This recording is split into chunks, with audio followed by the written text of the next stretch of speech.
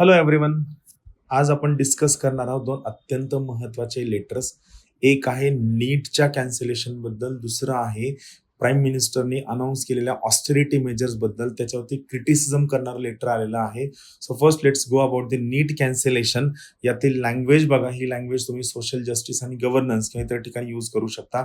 So let's go for it. See हे काय म्हणतं की around 2.79 lakh students appeared for common and uniform national eligibility cum entrance test. नीटसाठी या लोकांनी अपिअर केलं होतं. बरोबर. आता for admission to under graduate medical education in medical institutions across the country. Correct आहे. And now without warning it stands cancelled. This is not a new. हे नवीन नाही. आता यांचा परत क्रिटिक आहे की नवीन नाही, म्हणजे असं कसं काय होऊ शकतं. Every year after one of India's most prestigious and high-stake examination, the cycle repeats itself. A paper leak. तर ठीक आहे, आपण कॉमन मॅनच्या पर्स्पेक्टिव्हला पेपर लीक म्हणून बघूया. पण महत्वाची गोष्ट काय की हा पेपर लीक हा ऍडमिनिस्ट्रेटिव्ह लॅब्स होता का, म्हणजे कोणीतरी पैसे घेऊन पेपर लीक केला का, की कोणीतरी हॅक केला technically. And the future of lakhs of children is put on hold. Now, the real question we must ask is, are we truly serious about the future of our student? हे actual मध्ये खूप महत्वाचं आहे. तुम्ही विचार करा, आपण सगळी लोक त्या एक्झामिनेशनच्या शेवटच्या महिन्याच्या अगोदर, 15 दिवसांच्या अगोदर, 10 दिवसांच्या अगोदर, 7 दिवसांच्या अगोदर ज्या लेवलला प्रिपेअर करतो, ज्या लेवलच्या एन्झायटीमध्ये असतो, जो स्ट्रेस घेतो, याच्याबद्दल या एक्झामिनेशन कंडक्टर लोकांना, ऍडमिनिस्ट्रेटिव्ह लोकांना, ब्युरोक्रेट लोकांना खरं तर काहीच सिरियसनेस नसतो.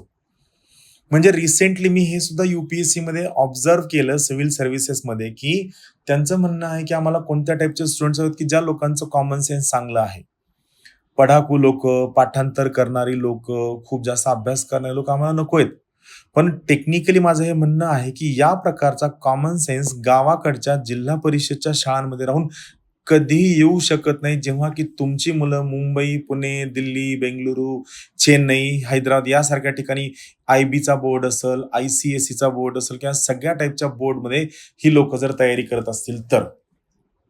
म्हणजे how can you expect a common sense from a student going to Zilla Parishad school where there is no regular teacher, और if at all teacher is there, he is not very well versed in any of this subject. Correct आहे. मग या ठिकाणी तुम्ही खूप एकदम rigidly किंवा खूप कॅलेसली म्हणणं की ठीक आहे, एक्झामिनेशन तर आहे, आम्हाला पाठ करणारे लोक नको आहेत, मुलांनी परत प्रिपेअर करावं, 2.5-3 वर्ष अभ्यास करताय, मग तुम्ही कसं काय विसरू शकता, जर तुम्ही विसरत असाल तुम्ही चांगले डॉक्टर कसं काय होऊ शकता. मग या प्रकारची खरं तर मुक्तफळ उधळण्याची गरज नाहीये. हा खूप महत्वाचा प्रश्न आहे. Is government really serious about future of the students? These young students dedicate years, not weeks, to prepare for a single examination.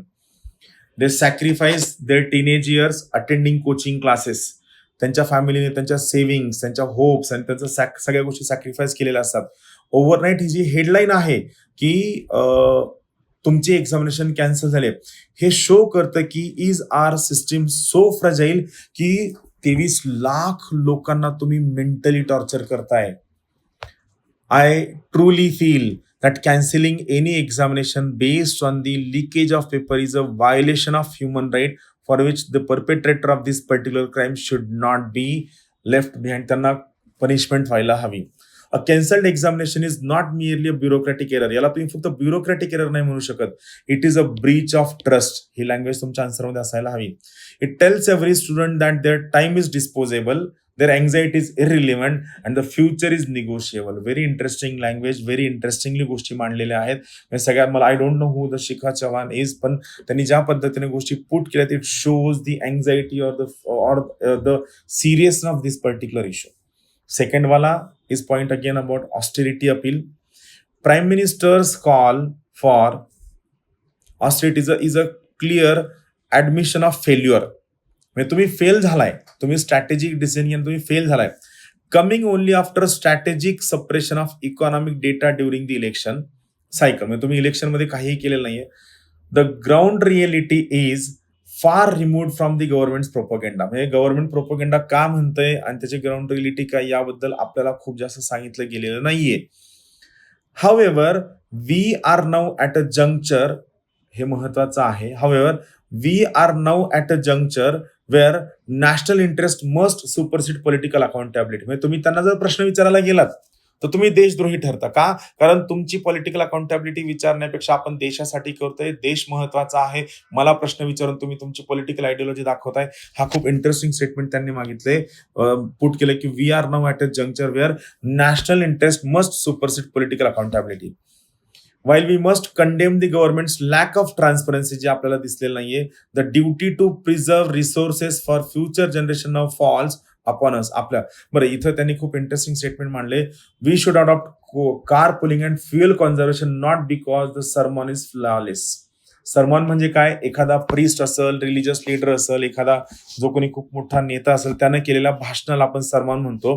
So भाषण खराब अशातला भाग नाहीये, but because the government's failure has left the public as the final line of defense for India's economic future. म्हणजे आपण ज्या लोकांना ज्या कामासाठी, ज्या वर्कसाठी, ज्या रिस्पॉन्सिबिलिटीसाठी इलेक्ट करून दिलेलं आहे, ती लोक सगळी रिस्पॉन्सिबिलिटी आपल्यावरती ढकलून देतात. सो ऍक्च्युअल मध्ये कोणतंही संकट आलं, अडचण येतं, पॉलिटिशियन्स असतील, ब्युरोक्रेट असतील, सिव्हिल सर्वंट्स असतील, जे फर्स्ट लाईन ऑफ डिफेन्स असायला हवं, तर ही सगळी लोक स्वतःची रिस्पॉन्सिबिलिटी झटकून देतात आणि ते काय करतात? They make public as the final line of defence. म्हणजे सगळं तुमच्यावरती येऊन पडेल, तुम्ही स्वतः मॅनेज करा, कसं करायचं ही लोक सांगतात. So that's all from my side. Have a great time. Thank you very much.